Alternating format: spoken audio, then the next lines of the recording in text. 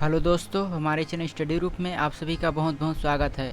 आज के इस वीडियो में हम भारत के नाभिकीय ऊर्जा का विकास और उसकी उपयोगिता के बारे में पढ़ेंगे। तो चलिए स्टार्ट करते हैं। भारत में परमाणु ऊर्जा। भारत में परमाणु ऊर्जा कार्यक्रम के प्रणेता होमी जहांगीर भाभा हैं और इन्हीं के प्रयासों से भारत में परमाणु ऊर्जा कार्यक्रम की शुरुआत हुई। भारत में परमाणु ऊर्जा कार्यक्रम के अंतर्गत नाभिकीय विज्ञान और प्रौद्योगिकी के क्षेत्र में अनुसंधान और विकास की आधारशिला होमी जहांगीर भाभा के माध्यम से रखी गई और उन्हीं के प्रयासों के परिणाम स्वरूप सन 1948 में भारतीय संसद के द्वारा परमाणु ऊर्जा अधिनियम पारित किया गया और इसी परमाणु ऊर्जा अधिनियम के माध्यम से भाभा की अध्यक्षता में सन 1948 में एक आयोग का गठन किया गया और इस आयोग का नाम दिया गया परमाणु ऊर्जा आयोग। और इसी आयोग को बाद में 1954 में मंत्रालय के अंतर्गत परमाणु ऊर्जा विभाग के रूप में स्थापित किया गया।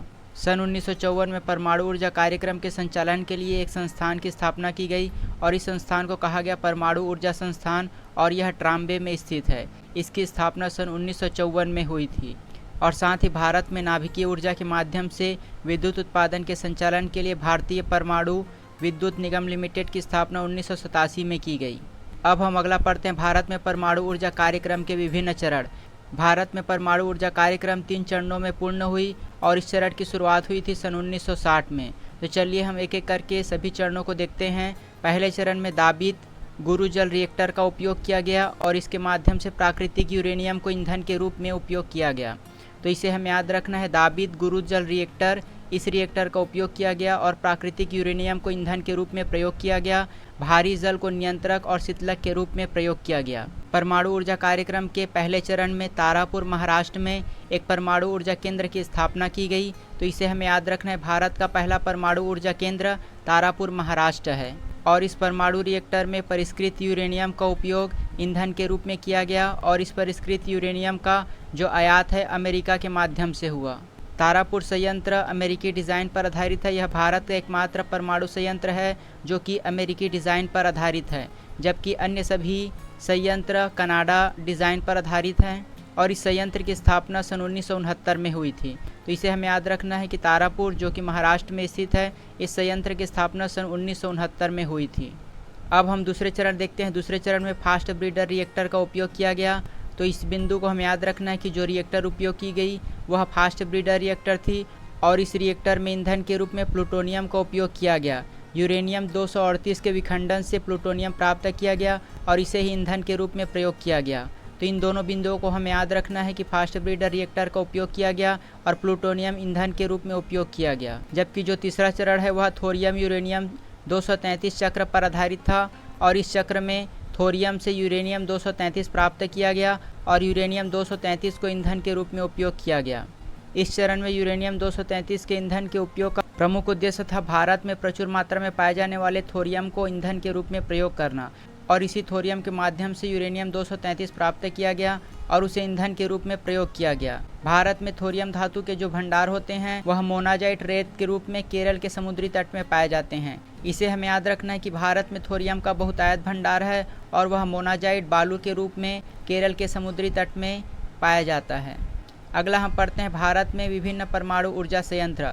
भारत में वर्तमान में कुल 21 परमाणु ऊर्जा रिएक्टर संचालित हैं और भारत के कुल ऊर्जा उत्पादन का कुल 3.3% ऊर्जा परमाणु ऊर्जा के माध्यम से प्राप्त होती है। तो इन दोनों बिंदुओं को हमें याद रखना है। भारत में वर्तमान में 21 परमाणु ऊर्जा इकाई संचालित है और भारत की कुल ऊर्जा का 3.3% परमाणु ऊर्जा के माध्यम से प्राप्त होती है। अब हम देखते हैं कि भारत के कुछ प्रमुख परमाणु ऊर्जा संयंत्र के बारे में और वह किस राज्य में स्थित है। सबसे पहले फतेहाबाद जो कि हरियाणा राज्य में स्थित है, आप इसकी स्थिति देख सकते हैं। उसके पश्चात है रावत भाटा चित्तौड़गढ़ राजस्थान, इसकी स्थिति आप देख सकते हैं। उसके पश्चात ककरापार सूरत गुजरात। उसके पश्चात है मीठी बिरडी भावनगर गुजरात। परीक्षा की दृष्टि से यह पूछा जाता है कि रावत भाटा परमाणु ऊर्जा संयंत्र किस राज्य में स्थित है, तो हमें इसका स्थान और उसके राज्य को याद रखना है। अगला है तारापुर महाराष्ट्र। उसके पश्चात है जैतापुर रत्नागिरी महाराष्ट्र।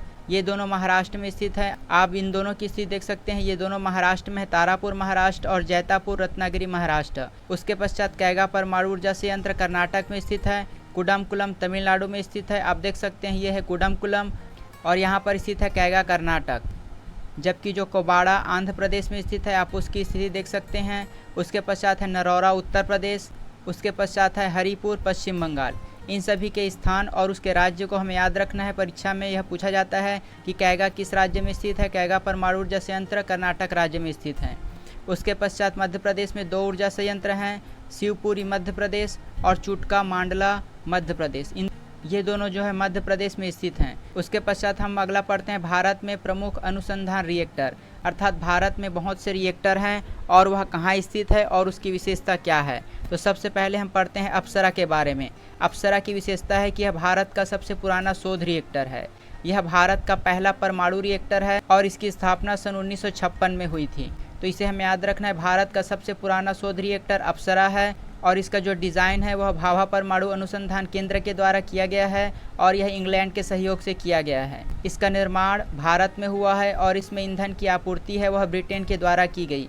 तो इन सभी बिंदुओं को हमें याद रखना है। उसके पश्चात हम अगला पढ़ते हैं साइरस परमाणु रिएक्टर, जो कि ट्राम्बे में स्थित है और इसका जो डिज़ाइन है, मॉडल है, वह कनाडा पर आधारित है। उसके पश्चात है जेरलिना, जो कि शून्य ऊर्जा वाला परमाणु रिएक्टर है। तो इन सभी बिंदुओं को हमें याद रखना कि जेरलिना शून्य ऊर्जा वाला परमाणु रिएक्टर है और यह स्वदेशी तकनीक से निर्मित है। वर्तमान में यह रिएक्टर बंद है। उसके पश्चात हम अगला देखते हैं इंदिरा गांधी अनुसंधान केंद्र, जो कि कलपक्कम तमिलनाडु में स्थित है। इसका नाम हमें याद रखना है कि इंदिरा गांधी अनुसंधान केंद्र कहाँ स्थित है, तो वह कलपक्कम तमिलनाडु में स्थित है। और इसके अंतर्गत कौन कौन से रिएक्टर हैं। सबसे पहला रिएक्टर है पूर्णिमा 2 और पूर्णिमा 3। पूर्णिमा 1 की स्थापना का प्रमुख उद्देश्य था कि विखंडन में न्यूट्रॉनों के व्यवहार के अध्ययन के लिए पूर्णिमा 1 की स्थापना की गई। परीक्षा में यह भी पूछा जाता है पूर्णिमा 1 रिएक्टर कहाँ स्थित है, तो हमें याद रखना है कि यह इंदिरा गांधी अनुसंधान केंद्र कलपक्कम तमिलनाडु में स्थित है। इसके पश्चात हम अगला देखते हैं ध्रुव परमाणु रिएक्टर भारत का सबसे बड़ा शोध रिएक्टर है। हमने देखा कि अप्सरा भारत का सबसे पुराना शोध रिएक्टर है, जबकि ध्रुव भारत का सबसे बड़ा शोध रिएक्टर है। और यह साइरस रिएक्टर है, उसका बृहत मॉडल है और यह भी स्वदेशी तकनीक पर आधारित है। तो इन सभी बिंदुओं को हमें याद रखना है। उसके पश्चात है कामिनी रिएक्टर। हमने अभी पढ़ा कि इंदिरा गांधी अनुसंधान केंद्र, जिसे कलपक्कम तमिलनाडु कहा जाता है, तो वहाँ पर स्थित रिएक्टर को कहा जाता है कामिनी रिएक्टर। और कामिनी रिएक्टर भारत का पहला फास्ट ब्रीडर टेस्ट रिएक्टर है। तो इसे हमें याद रखना है कि कामिनी पहला फास्ट ब्रीडर टेस्ट रिएक्टर है। तो चलिए हम फास्ट ब्रीडर टेस्ट रिएक्टर के कुछ बिंदुओं पर चर्चा कर लेते हैं। फास्ट ब्रीडर टेस्ट रिएक्टर का निर्माण और संचालन कलपक्कम और बार्क इन दोनों के माध्यम से किया जाता है। कलपक्कम परमाणु ऊर्जा केंद्र है और बार्क भारत की एक प्रमुख परमाणु ऊर्जा अनुसंधान केंद्र है। इन दोनों के आपस में सहयोग से इसका निर्माण और संचालन किया जाता है। यह फ्रांस के मॉडल पर आधारित है और इसमें शीतलक के रूप में द्रवित सोडियम का उपयोग किया जाता है। तो इसे हमें याद रखना है। फास्ट ब्रीडर टेस्ट रिएक्टर में शीतलक के रूप में द्रवित सोडियम का उपयोग किया जाता है और यह फ्रांस मॉडल पर आधारित है और यह किन 2 संस्थान के सहयोग से संचालित है। यह कलपक्कम और बार्क द्वारा संचालित है। अगला रिएक्टर का प्रकार है advanced heavy water reactor. Advanced heavy water reactor के माध्यम से थोरियम यूरेनियम और थोरियम प्लूटोनियम मिक्स्ड ऑक्साइड का विकास किया जाता है। अगला हम पढ़ते हैं भाभा परमाणु अनुसंधान केंद्र के बारे में। भाभा परमाणु अनुसंधान केंद्र भारत की एक प्रमुख और सर्वोच्च परमाणु ऊर्जा संस्थान है और इसकी स्थापना सन 1954 में हुई थी और यह मुंबई में स्थित है। इस संस्थान के माध्यम से भारत में नाभिकीय शोध और विकास का यह एक प्रमुख केंद्र है। और इस अनुसंधान केंद्र में कौन कौन से रिएक्टर स्थित है, तो इस अनुसंधान केंद्र में साइरस, ध्रुव और अप्सरा ये सभी परमाणु रिएक्टर स्थित हैं। तो इसे हमें याद रखना है। भाभा परमाणु अनुसंधान केंद्र में स्थित रिएक्टर है साइरस, ध्रुव और अप्सरा। और इसके वर्तमान निर्देशक कौन है, यह भी परीक्षा की दृष्टि से महत्वपूर्ण हो सकता है। तो इसके वर्तमान निर्देशक हैं डॉक्टर अजित कुमार मोहंती। तो इसे हमें याद रखना है। भाभा एटॉमिक रिसर्च सेंटर के वर्तमान निर्देशक डॉक्टर अजित कुमार मोहंती हैं। परमाणु ऊर्जा के अंतर्गत भारत की एक अन्य महत्वपूर्ण संस्था है the centre for advance technology, जो कि इंदौर मध्य प्रदेश में स्थित है और इसे वर्तमान में राजा रमन्ना केंद्र भी कहा जाता है। तो परीक्षा की दृष्टि से हमें याद रखना है राजा रमन्ना केंद्र कहाँ स्थित है, तो वह इंदौर मध्य प्रदेश में स्थित है और इसे पूर्व में the centre for advanced technology कहा जाता था। इस संस्था का प्रमुख कार्य क्या है, इस संस्था के माध्यम से लेजर, एक्सेलरेटर्स, क्रायोजेनिक एवं बड़े चुंबकों का निर्माण किया जाता है। तो इसे हमें याद रखना है। क्रायोजेनिक एक प्रकार के रॉकेट इंजन प्रौद्योगिकी है जिसमें -150 डिग्री सेंटीग्रेड ताप का उपयोग किया जाता है भारत में परमाणु ऊर्जा विनियामक बोर्ड की स्थापना सन 1983 में की गई थी और यह संस्था भारत में परमाणु ऊर्जा की एक नियामक संस्था है, अर्थात इसके माध्यम से परमाणु ऊर्जा के नियमन का कार्य किया जाता है। अगला हम पढ़ते हैं भारत में परमाणु ऊर्जा परीक्षण। तो इन 5 प्रकार के परमाणु परीक्षण को 4 श्रेणियों में विभक्त किए गए हैं। तो पहला है विखंडनीय बम या फ्यूजन डिवाइस बम। यह बम परमाणु बम बनाने का एक सामान्य परीक्षण है, जबकि जो दूसरा परीक्षण किया गया वह है कम क्षमता वाला विस्फोट या लो यील्ड डिवाइस। इसके माध्यम से ऐसे आंकड़े प्राप्त करना था जो कि भविष्य में कंप्यूटर आधारित परीक्षण की जा सके। अगला परीक्षण है हाइड्रोजन बम परीक्षण या फिर थर्मोन्यूक्लियर डिवाइस। इसे सुपर बम भी कहा जाता है और यह अत्यधिक उच्च विनाशक क्षमता का होता है। जबकि अगला होता है सब किलो टन परीक्षण। सब किलो टन परीक्षण के अंतर्गत 2 प्रकार के परीक्षण किए गए हैं, अर्थात कुल 5 परीक्षण में शुरू के 3 परीक्षण ये हुए और अगला 2 परीक्षण ये हुए। तो इसके अंतर्गत 2 परीक्षण आते हैं और इस परीक्षण के पश्चात भारत के द्वारा कंप्यूटर अनुकरण एवं प्रयोगशाला में अपक्रांतिक परीक्षण की क्षमता प्राप्त करने का दावा किया गया। इसके पश्चात हम अगला पढ़ते हैं भारत में परमाणु ऊर्जा परीक्षण। भारत में अब तक 2 परमाणु ऊर्जा परीक्षण हुए हैं, जिसमें से पहला परमाणु परीक्षण जो कि पोखरण नामक स्थान पर हुआ था। भारत में परमाणु ऊर्जा परीक्षण का प्रमुख उद्देश्य क्या है, यह अत्यंत महत्वपूर्ण है। भारत में परमाणु ऊर्जा परीक्षण का उद्देश्य है शांतिपूर्ण कार्यों के लिए एवं भारत में ऊर्जा क्षेत्र में आत्मनिर्भरता बनाने हेतु। अर्थात भारत में परमाणु ऊर्जा परीक्षण का उद्देश्य शांतिपूर्ण कार्यों के लिए और भारत में परमाणु ऊर्जा के क्षेत्र में आत्मनिर्भरता प्राप्त करने के लिए यह परीक्षण किया गया। पहला परमाणु परीक्षण पोखरण राजस्थान में हुआ था, जिसे सन 1974 में किया गया था। यह भारत का पहला परमाणु परीक्षण था और यह एक प्रकार का भूमिगत परमाणु परीक्षण था। इस परमाणु परीक्षण का आधिकारिक नाम था स्माइलिंग बुद्धा। इन सभी बिंदुओं को हमें याद रखना है, ये सभी अत्यंत महत्वपूर्ण हैं। इस परीक्षण का आधिकारिक नाम था स्माइलिंग बुद्धा, जिसे हिंदी में कहा जाता है मुस्कुराते बुद्ध। यह परीक्षण 1974 में किया गया था और इस परीक्षण के दौरान जो प्रधानमंत्री थी वह थी इंदिरा गांधी और यह परीक्षण 11 से 13 मई 1974 में हुआ था। इस कारण 11 मई को रिसर्जेंट इंडिया डे के रूप में मनाए जाने की घोषणा की गई। इस परीक्षण के पश्चात भारत विश्व का पहला परमाणु शक्ति संपन्न देश बन गया जिसने परमाणु अप्रसार संधि में हस्ताक्षर नहीं किया है और यह परीक्षण जो है बार्ग के निर्देशक डॉक्टर रमन्ना के निर्देशन में हुआ था। तो इन सभी बिंदुओं को हमें याद रखना। भारत का पहला परमाणु परीक्षण सन 1974 में पोखरण राजस्थान में हुआ था और यह भारत का पहला परमाणु परीक्षण था। यह एक प्रकार का भूमिगत परमाणु परीक्षण था और इस परमाणु परीक्षण का आधिकारिक नाम था स्माइलिंग बुद्धा, मुस्कुराए बुद्ध। इस परमाणु परीक्षण के दौरान जो प्रधानमंत्री थी वह थी इंदिरा गांधी और 11 से 13 मई 1974 को यह परमाणु परीक्षण हुआ था। इस कारण प्रतिवर्ष 11 मई को रिसर्जेंट इंडिया डे के रूप में मनाए जाने की घोषणा की गई और यह परमाणु परीक्षण बार्ग के निर्देशक डॉक्टर रमन्ना के मार्गदर्शन में हुआ था। इसके पश्चात हम दूसरा परमाणु परीक्षण पढ़ते हैं जो कि मई 1998 में हुआ था और इस परमाणु परीक्षण का आधिकारिक नाम था शक्ति 98। तो इसे हमें याद रखना है। दूसरा परमाणु परीक्षण 1998 में हुआ था और इसका आधिकारिक नाम था शक्ति 98।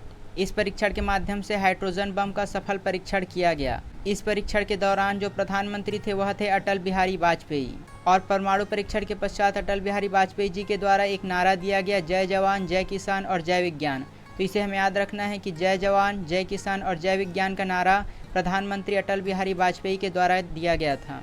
दूसरे परीक्षण में कुल 5 परीक्षण हुए थे और यह किन किन वैज्ञानिकों के निर्देशन में हुआ था। यह द्वितीय परमाणु परीक्षण भारत के प्रमुख वैज्ञानिकों के निर्देशन में हुआ था।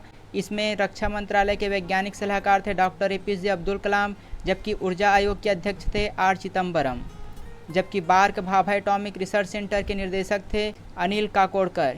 इन तीनों वैज्ञानिक के मार्गदर्शन में भारत का दूसरा परमाणु परीक्षण संचालित हुआ था। तो ये सभी बिंदु परीक्षा की दृष्टि से अत्यंत महत्वपूर्ण है। इसे हमें याद रखना है कि जो भारत की दूसरा परमाणु परीक्षण है उसका आधिकारिक नाम शक्ति 98 है और इस परमाणु परीक्षण किनके निर्देशन में हुआ था। इन सभी वैज्ञानिकों के नाम को हमें याद रखना है कि रक्षा मंत्रालय के वैज्ञानिक सलाहकार doctor APJ Abdul Kalam, R Chidambaram और भाभा एटॉमिक रिसर्च सेंटर के निर्देशक अनिल काकोडकर। इन तीनों के निर्देशन में भारत का दूसरा परमाणु परीक्षण संपन्न हुआ था। अब हम अगला पढ़ते हैं भारत में विभिन्न गुरुजल उत्पादन संयंत्र के बारे में।